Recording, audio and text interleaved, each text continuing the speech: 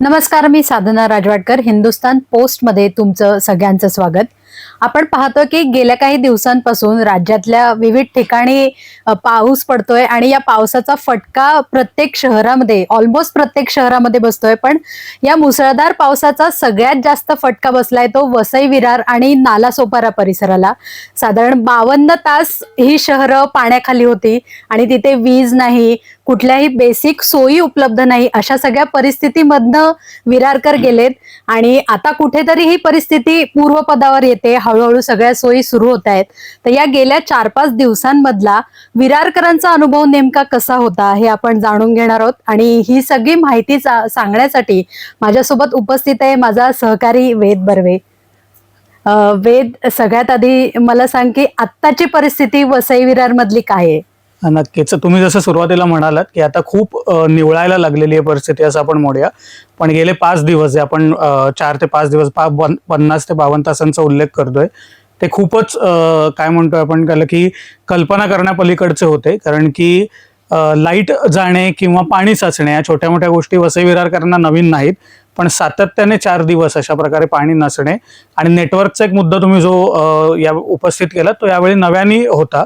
म्हणजे अनेकांनी त्यावर प्रश्न उपस्थित केले किंवा हे केलं की कशामुळे नेटवर्क झालं, तर पाणी साचल्यामुळे जॅमिंग जे झालेलं होतं किंवा नेटवर्क टॉवरमध्ये जे सिग्नल कट झालेला होता, फायबर वायर कट झालेली होती, त्यामुळे यावेळी अजूनच भयावह आपण म्हणूया असं होतं की पाणी साचले, तुम्ही घरातनं बाहेर पडू शकत नाही आहात, तुम्ही संपर्क जगाशी ठेवू शकत नाही आहात, केबल नेटवर्क तुमचं नाहीये पावसामुळे. म्हणजे ज्याला आपण आयसोलेटेड होणं म्हणतो अशा प्रकारचे हे 3-4 दिवस होते.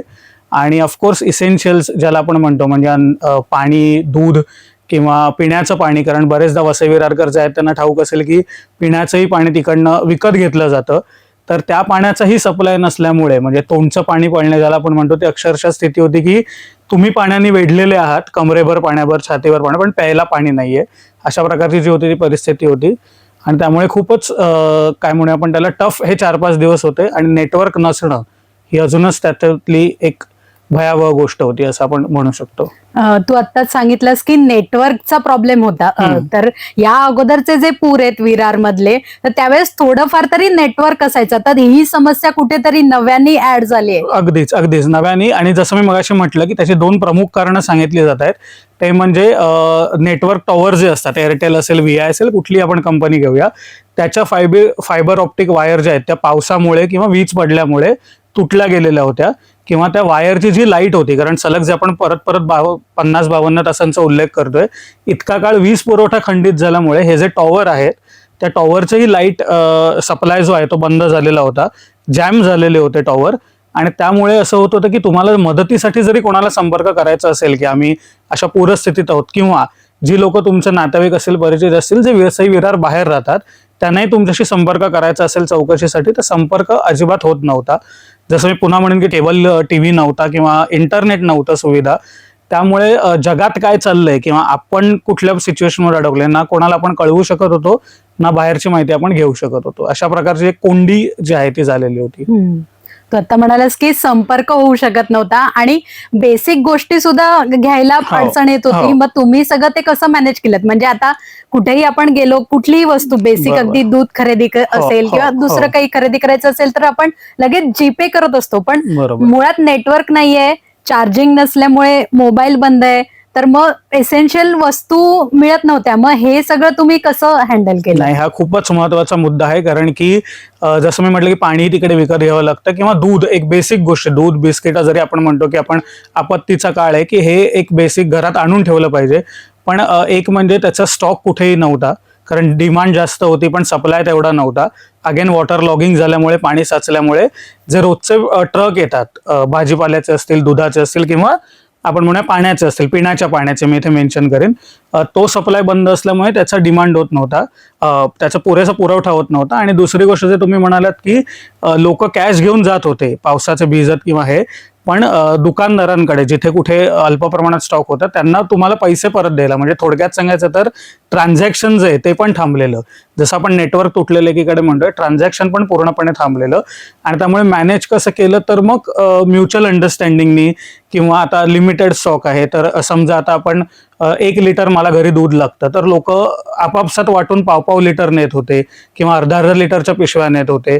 सामंजस्याने सद्य परिस्थितीचा काय भीषणता आहे ते लक्षात घेऊन याप्रमाणे लोक वाटप करत होते.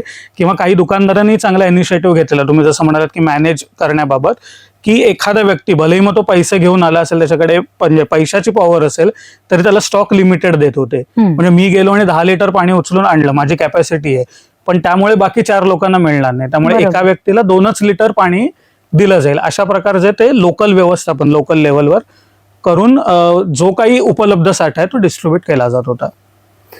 दुसरी एक गोष्ट म्हणजे अशा वेळेला जेव्हा म्हणजे नैसर्गिक आपत्ती कुठली येते, पूर येतो, तर त्यावेळेस जी आजारी माणसं असतात किंवा गरोदर महिला असतात, लहान मुलं असतात, तर त्यांना कुठली समस्या उद्भवली तर काय करायचं असा प्रश्न उपस्थित होतो. तू जसं सकाळी मला एक अनुभव सांगत होता की एक डेथ झालेली, पण मग अशा सिच्युएशन मध्ये कसं मॅनेज केलं? नाही, ही खूपच काय म्हणतात त्याला कळीचा मुद्दा आहे, कारण की ह्या सिच्युएशन ही सांगून येत नाहीत आणि अशा प्रकारच्या नैसर्गिक आपत्ती सांगून येत नाही. आणि जर दोन्ही गोष्टी एकत्र झाल्या तर त्याहून मोठं दुर्दैव नाही. कारण मी एक छोटासा किस्सा पटकन सांगेन की आमच्या जवळच्या एका कॉलनीमध्ये मध्यरात्री एक रविवार सोमवारच्या सुमारास एका वयोवृद्ध होते, त्यांची डेथ झालेली आणि अक्षरशः त्यांना ॲम्ब्युलन्सनी नेणं स्मशानभूमीपर्यंत हे शक्य नव्हतं. बरेच तास त्यांना घरात ठेवलेलं होतं. याचं कारण असं की थोडक्यात समजावून सांगायचं झालं तर त्यांची जी कॉलनी आहे ती एक तर सखल भागात आहे, त्यामुळे ऑलरेडी पाणी साचलेलं होतं. त्यानंतर बिल्डिंगमध्ये, कंपाऊंडमध्ये ज्याला आपण म्हणतो तुम्ही प्रवेश करता, तिकडे पूर्ण स्लोप आहे, त्यामुळे ॲम्ब्युलन्सवाला आलेलाही होता. कारण आपण बघितलं तर अग्निशमन दल असेल, ॲम्ब्युलन्स असेल, यांचं नॉर्मल रिक्षा किंवा बस यांच्यापेक्षा उंची थोडी जास्त असते. आलेलाही होता, फक्त दार उघडून रिव्हर्स जाताना ॲम्ब्युलन्समध्ये पाणी जात होतं. म्हणजे ही एक खूप मोठी अडचण होत होती. आणि अशात तो मृतदेह स्मशानापर्यंत घेऊन कसा जायचा असा विचार, असा म्हणजे ही द्विधा सगळी झालेली होती. त्यामुळे मग शेवटी उपाय म्हणून जे रिक्षा सेवा किंवा ट्रॅक्टर सेवा विरारमध्ये चालू केलेली होती, तर त्याच्या मदतीने दुर्दैवाने त्यांना स्मशानापर्यंत घेऊन जावं लागलं. ही अशी भीषण परिस्थिती. म्हणजे आपण एक पूर आणि याच्याकडे बघतो, पण या सगळ्या गोष्टीचा तुम्ही मुद्दा उपस्थित केलात की मेडिकल इमर्जन्सीमध्ये काय करायचं, तर इथे तर आपण त्याच्या थोडं पुढे म्हणूया की मेडिकल इमर्जन्सीच्या पुढे, म्हणजे त्यांची डेथ झालेली होती, पण त्यांना शेवटच्या ह्याच्यापर्यंत नेईपर्यंत तिथेही अडचणी येत होत्या या पूर परिस्थितीमुळे. पूर परिस्थितीतल्या मेडिकल इमर्जन्सी विषयी तू सांगितलंस, पण आता ही जी पुराची परिस्थिती आहे तर वसई विरारमध्ये अनेकदा पूर आलेला आहे, पण यावेळेस तो खूप जास्त प्रमाणात होता. म्हणजे अतिवृष्टी झाली आणि शिवाय पाण्याचा निचरा होण्याचे मार्ग नव्हते. पण अजून तुला कारण काय वाटतात की ज्याच्यामुळे यावेळेसचा पूर जास्त दिवस होता आणि जास्त समस्या समस्या? बरोबर, यावेळेचं तुम्ही जसं म्हणाल तसं प्रमाण जे आहे, जे आपण गेल्या 4-5 वर्षात बघितलं तर बांधकामाचं प्रमाण खूप वाढलेलं आहे. म्हणजे ते वाढत गेलेलं आहे टक्क्यांनी असं मी म्हणतो, कारण बांधकामही गेली अनेक वर्ष चालू आहेत, पण बांधकामं होण्याचं जे प्रमाण आहे त्याच्यात अचानक वाढ झाल्यामुळे बरेचसे जे नवीन बांधकामं आहेत, नवीन कॉलनीज आहेत किंवा नवे बिल्डर डेव्हलपर येत आहेत, ते नक्कीच काळजी घेतात की आपल्या नवीन कन्स्ट्रक्शनमध्ये पाणी साचणार नाही किंवा नवीन जी बिल्डिंग, नवीन अम्युनिटीज आपण देऊ त्याच्यामध्ये पाणी साचणार नाही. आणि त्यामुळे सखल भागापासून उंचावरती कन्स्ट्रक्शन केली जातात.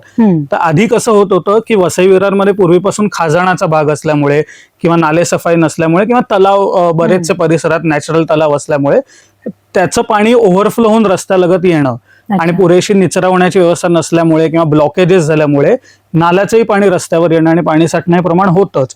पण हे जे नवीन सखल भागापासून उंचावर झालेली बांधकामं आहेत त्यामुळे तिथे जे पाणी साचतं किंवा तिथे जे अतिवृष्टी झाल्यामुळे पाणी भरतं ते ओघाने उतरून सखल भागांकडे येतं. त्यामुळे पूर्वी अगदी सोप्या भाषेत सांगायचं झालं तर पूर्वी जर साठण्याचं प्रमाण कमरेपर्यंत असेल तर ते आता या वाढलेल्या बांधकामांमुळे छातीपर्यंत आलेलं आहे. ही एक मोठी समस्या झालेली आहे. आणि नवीन बांधकामांना आपण दोष देऊ शकत नाही, कारण ते ही काळजी घेऊन येतात, पण सखल भाग तसेच राहिल्यामुळे दुर्दैवाने किंवा ते वाढवणं, ते रस्त्याच्या लेवलपेक्षा वर घेणं शक्य नसल्यामुळे, कारण बांधकामं जुनी आहेत, त्यांना पाणी साचण्याचा आणि त्याची लेव्हल जे आपण म्हणतोय ती पातळी धोकादायक पातळीपर्यंत जाण्याचा त्रास सहन करावा लागतोय. आता तू एक पत्रकार आहेस आणि वसई विरारमध्ये राहतोयस पण, तर मग या सगळ्या गोष्टीवर उपाययोजना काय करता येतील असं तुला वाटतं? नक्कीच उपाययोजना म्हणजे अनेक जण त्यातले तज्ज्ञ सांगतच आहेत किंवा प्रशासनाकडे तशा स्थानिकांकडनं मागण्याही होत आहेत. सर्वात फर्स्ट अँड फॉरमोस्ट जे आपण दरवेळी म्हणतो की पाण्याचा निचरा होणे ही जी आहे, कारण दरवेळी अनेक लाखो पत्र पाठवले जातात, हजारो पत्र पाठवली जातात, मागण्या केल्या जातात, पण जो नालेसफाईचा जो मुद्दा आहे, जो नालेसफाई आपण इतरही भागात बघतो, पण तिकडे मी जसं पुन्हा म्हणेन की खाजण किंवा मिठागर आहे पूर्वीपासून असल्यामुळे पाणी साचण्याचं आणि साचून राहण्याचं प्रमाण जास्त आहे आणि त्याचा निचरा न झाल्यामुळे किंवा नाले, उघडे नाले ज्याला आपण म्हणतो, ह्याचं प्रमाण वसई विरारमध्ये जास्त असल्यामुळे ते पाणी सगळं ओव्हरफ्लो झाल्यानंतर किंवा पुरेसं वाहून न गेल्यामुळे पाईपलाईनमुळे ते पाणी जास्तीत जास्त आहे. तर त्याचं एक व्यवस्थापन काहीतरी करणं, किंवा पुन्हा मी नवीन बांधकामांवर येईन की नवीन इमारती बांधताना स्लॅब टाकले जातात, नाले पण अर्ध्यापेक्षा जास्त बुजवले जातात, तर ते जाण्याचा जो मार्ग आहे तो अजून निमुळता होतो, त्यामुळे पाणी वाहून जात नाही पुरेसं आणि पुन्हा ते रस्त्यावर ओव्हरफ्लो होऊन येतं.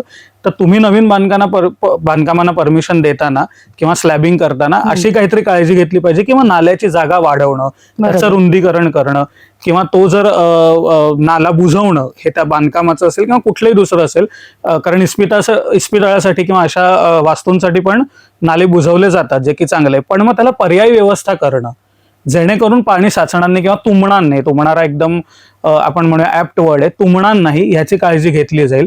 दुसरी गोष्ट, अनेकदा पाण्याचा प्रश्न असल्यामुळे वसई विरारमध्ये खूप जुना नैसर्गिक तलावांबरोबरच त्याला तर नैसर्गिक झरा असतो खालून, पण मानव निर्मित काही अशा जागा बनवल्यात ज्याला आपण म्हणूया हौद किंवा हे, जे पाणी साठवण्यासाठी वापरले जातात. म्हणजे पावसाचं पाणी जर पडतं ते साठवण्यासाठी किंवा अतिरिक्त बांधकामांचं पाणी साठवण्यासाठी जे रियूज होईल.